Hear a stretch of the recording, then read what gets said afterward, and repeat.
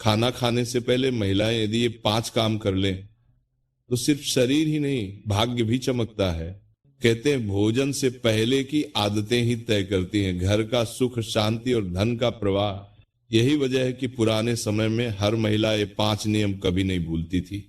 एक जरूरी बात कथा प्रारंभ करने से पहले मैं आप सभी भक्तों को एक महत्वपूर्ण बात निवेदन करना चाहता हूं।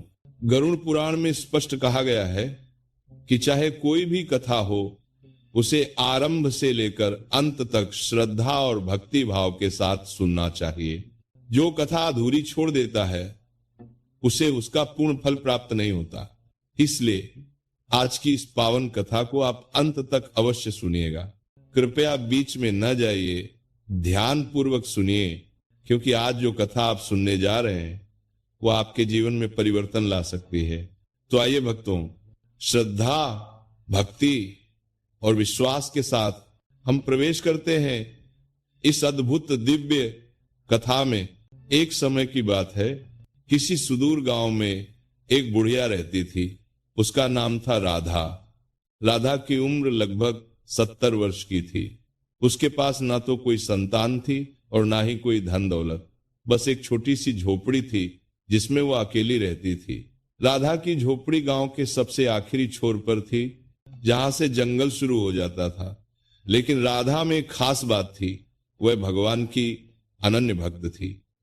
हर सुबह उठकर सबसे पहले वो अपनी झोपड़ी में झाड़ू लगाती, तुलसी के पौधे में जल चढ़ाती और फिर भगवान की पूजा करती। राधा की झोपड़ी भले ही छोटी थी पर हमेशा साफ सुथरी रहती थी। उसके पास जो झाड़ू थी वो बहुत पुरानी थी। कहते हैं कि ये झाड़ू उसकी सास ने उसे दी थी जब वो इस घर में नई नवेली दुल्हन बनकर आई थी। राधा इस झाड़ू को बड़े ही सम्मान से रखती थी।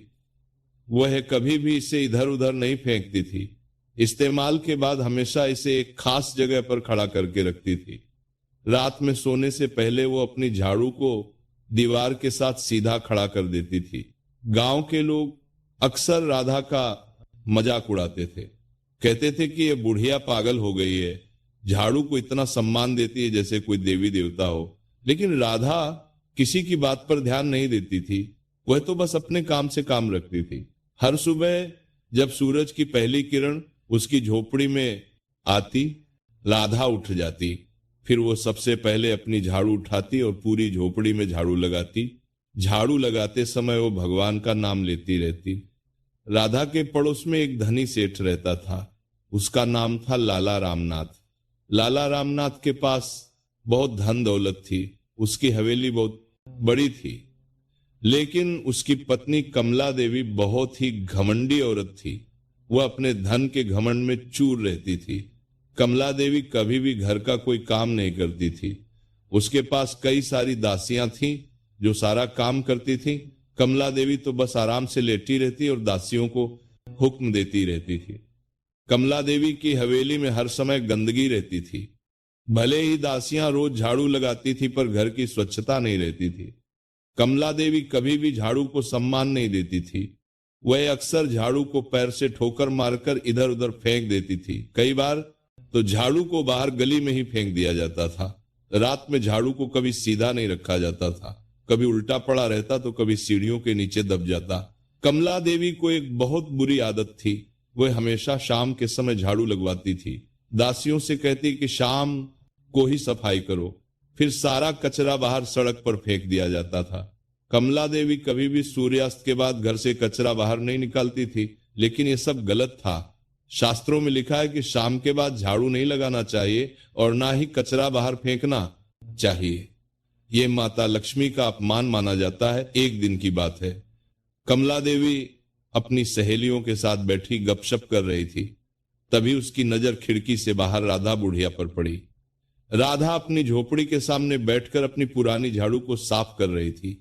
ये देखकर कमला देवी और उसकी सहेलियां जोर जोर से हंसने लगी।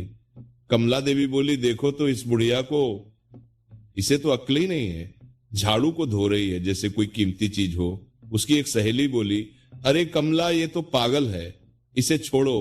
तुम्हारे पास इतना धन है, तुम्हारी हवेली में इतनी सुख सुविधाएं हैं, और ये बुढ़िया है कि इस टूटी फूटी झोपड़ी में पड़ी है। कमला देवी बोली, हाँ सच कह रही हो, मेरे पास तो सब कुछ है, मुझे किसी चीज की कमी नहीं, भगवान ने मुझे सब कुछ दिया है, लेकिन ये बुढ़िया तो कंगाल है। फिर सभी सहेलियां हंसने लगीं। उधर राधा बुढ़िया ने अपनी झाड़ू को साफ करके धूप में सुखाने के लिए रख दिया। फिर वह अपनी झोपड़ी के अंदर चली गई। थोड़ी देर बाद वो एक छोटी सी थाली लेकर बाहर आई। थाली में थोड़ा सा गुड़ और चावल के दाने थे। राधा ने इसे अपनी झाड़ू के पास रख दिया और हाथ जोड़कर प्रार्थना करने लगी। वह बोली, हे माता लक्ष्मी, आप हमारे घर में इस झाड़ू के रूप में विराजमान है, मैं आपको प्रणाम करती हूँ। आप हमेशा हमारे घर में सुख शांति बनाए रखें। यह देखकर खिड़की से झांक रही कमला देवी की सहेलियां और जोर से हंसने लगी। उनमें से एक बोली, अरे देखो तो ये झाड़ू को प्रसाद चढ़ा रही है। कमला देवी बोली, पागल है, पूरी तरह से पागल, इसे तो मानसिक अस्पताल में भर्ती करवाना चाहिए। सब हंसने लगे, लेकिन राधा को इन सब बातों से कोई फर्क नहीं पड़ता था। वह तो अपनी भक्ति में लीन रहती थी। समय बीतता गया। राधा बुढ़िया अपने नियम से कभी नहीं चूकती थी। हर रोज सुबह उठकर वह सबसे पहले अपनी झाड़ू से घर में सफाई करती, फिर कचरे को एक जगह इकट्ठा करके सूर्योदय से पहले ही बाहर फेंक आती। वह कभी भी शाम के समय झाड़ू नहीं लगाती थी। रात को सोने से पहले अपनी झाड़ू को दीवार के साथ सीधा खड़ा करके रखती और उसे प्रणाम करके सोती थी। राधा के इस व्यवहार को देखकर गांव के कुछ लोग उसे पागल कहते तो कुछ लोग उसका मजाक उड़ाते। लेकिन गांव में कुछ बुजुर्ग लोग ऐसे भी थे जो राधा की इस भक्ति को समझते थे। वे जानते थे कि राधा कोई साधारण औरत नहीं है, उसे शास्त्रों का ज्ञान है। वह जानती है कि झाड़ू में माता लक्ष्मी का वास होता है, इसीलिए वह झाड़ू का इतना सम्मान करती है। एक दिन गांव में एक साधु महाराज आए। वे बहुत बड़े ज्ञानी थे। उन्होंने गांव के बीचों बीच एक पीपल के पेड़ के नीचे अपना डेरा लगाया। गांव के सभी लोग उनके दर्शन करने आने लगे। साधु महाराज लोगों को धर्म और कर्म का ज्ञान देते, वे लोगों की समस्याओं को सुनते और उन्हें सही मार्ग दिखाते। कुछ दिनों बाद लाला रामनाथ और कमला देवी भी साधु महाराज के दर्शन करने गए। कमला देवी ने साधु महाराज को प्रणाम किया और बोली, महाराज हमारे घर में सब कुछ है, धन दौलत की कोई कमी नहीं है, फिर भी ना जाने क्यों मन में शांति नहीं है, हमेशा कुछ ना कुछ परेशानी बनी रहती और है। कभी घर में झगड़ा होता है तो कभी व्यापार में नुकसान हो जाता है, कृपया हमें कोई उपाय बताइए। साधु महाराज ने कमला देवी की ओर देखा और बोले, बेटी तुम्हारे घर में धन तो है, लेकिन माता लक्ष्मी की कृपा नहीं है। धन और लक्ष्मी में बहुत फर्क होता है। धन तो आज है, कल नहीं भी हो सकता, लेकिन अगर माता लक्ष्मी की कृपा हो तो धन हमेशा बना रहता है और साथ में सुख शांति भी मिलती है। कमला देवी बोली, तो महाराज हम माता लक्ष्मी की पूजा कैसे करें, हमें बताइए। साधु महाराज बोले, माता लक्ष्मी की पूजा सिर्फ मूर्ति पर फूल चढ़ाने से नहीं होती। माता लक्ष्मी तो हमारे घर में हर जगह विराजमान है, खासकर झाड़ू में माता लक्ष्मी का वास होता है। जो स्त्री अपने घर में झाड़ू का सम्मान करती है, नियम से सफाई करती है, माता लक्ष्मी उसके घर में हमेशा विराजमान रहती हैं।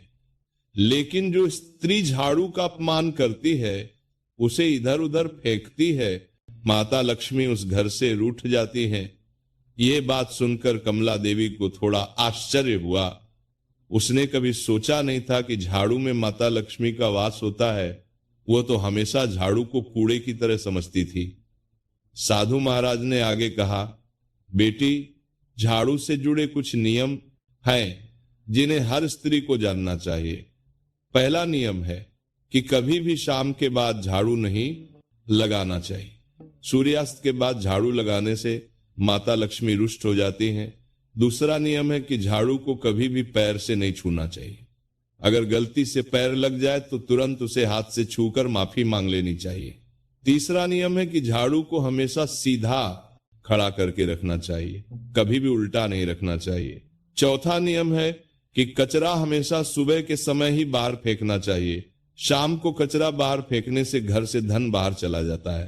पांचवा नियम है कि झाड़ू को कभी भी सिर के ऊपर से नहीं रखना चाहिए, इससे माता लक्ष्मी का अपमान होता है। साधु महाराज की ये बातें सुनकर कमला देवी के मन में बहुत सारे विचार आने लगे। उसे याद आया कि वह तो इन सभी नियमों को तोड़ती रहती है। वह अक्सर शाम को झाड़ू लगवाती है, झाड़ू को पैर से ठोकर मारती है, कचरा भी शाम को ही बाहर फेंकती है। साधु महाराज ने कमला देवी के चेहरे पर चिंता देखी और बोले, बेटी, अगर तुम अब से इन नियमों का पालन करोगी तो माता लक्ष्मी तुम्हारे घर में वापस आ जाएंगी। और हाँ, एक बात और याद रखना, भोजन करने से पहले हर स्त्री को 5 काम जरूर करनी चाहिए। पहला काम है घर में झाड़ू लगाना, दूसरा काम है तुलसी में जल चढ़ाना, तीसरा काम है रसोई को साफ करना, चौथा काम है भगवान को भोग लगाना और 5वां काम है गाय को रोटी खिलाना। अगर कोई स्त्री इन 5 कामों को करके भोजन करती है तो माता लक्ष्मी उससे बहुत प्रसन्न होती है। उस स्त्री के घर में कभी धन की कमी नहीं होती, उसका परिवार हमेशा सुखी रहता है। लेकिन अगर कोई स्त्री इन कामों को नहीं करती और सीधे भोजन कर लेती है तो ये बहुत बड़ा पाप माना जाता है। माता लक्ष्मी ऐसी स्त्री से बहुत नाराज हो जाती है। कमला देवी ने साधु महाराज को प्रणाम किया और अपने घर वापस आ गई। रास्ते भर वो सोचती रही कि साधु महाराज ने जो बातें बताई हैं वे सब सच हैं। उसे याद आया कि उसकी दादी भी इन्हीं नियमों का पालन करती थी, लेकिन वह तो घमंड में आकर सब भूल गई थी। अब उसने मन ही मन निश्चय किया कि वह अब से इन सभी नियमों का पालन करेगी। अगली सुबह जब कमला देवी की आंख खुली तो सूरज पूरी तरह से निकल चुका था। वह देर से उठी थी। जल्दी जल्दी उठकर उसने स्नान किया और फिर रसोई में जाने लगी। लेकिन तभी उसे साधु महाराज की बातें याद आईं। उसने सोचा कि आज से नियमों का पालन शुरू करना चाहिए। उसने एक दासी को बुलाया और कहा, झाड़ू लाओ, आज मैं खुद घर में झाड़ू लगाऊंगी। दासी को बड़ा आश्चर्य हुआ। उसने कभी सोचा नहीं था कि कमला देवी खुद झाड़ू लगाएंगी, लेकिन उसने झाड़ू लाकर दे दी। कमला देवी ने झाड़ू हाथ में ली और घर में झाड़ू लगाने लगी। लेकिन उसे झाड़ू लगाना नहीं आता था। कभी झाड़ू इधर जाती तो कभी उधर, कचरा इकट्ठा होने की जगह और फैल जाता। आधे घंटे की मेहनत के बाद कमला देवी थक गई। उसने झाड़ू को गुस्से में फेंक दिया और बोली, ये काम मेरे बस का नहीं है। फिर उसने दासियों को बुलाया और उन्हें झाड़ू लगाने को कहा। दासियों ने जल्दी से पूरे घर में झाड़ू लगा दी।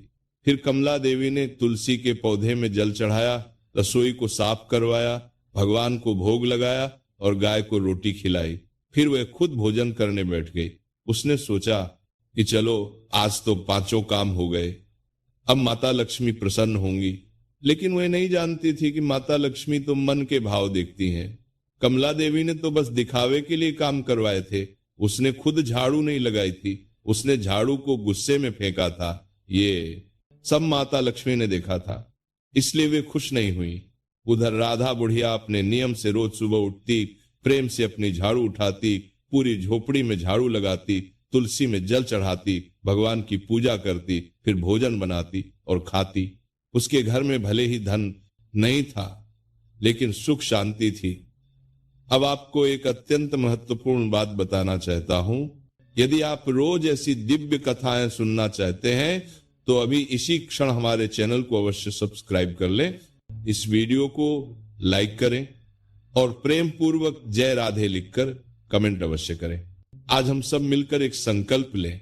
यदि आप सच्चे हिंदू हैं और अपने धर्म की रक्षा करना चाहते हैं तो इस वीडियो पर कम से कम 10 बार जय श्री राम लिखकर कमेंट अवश्य करें और इस पवित्र कार्य में हमारा साथ देने के लिए चैनल को सब्सक्राइब करें।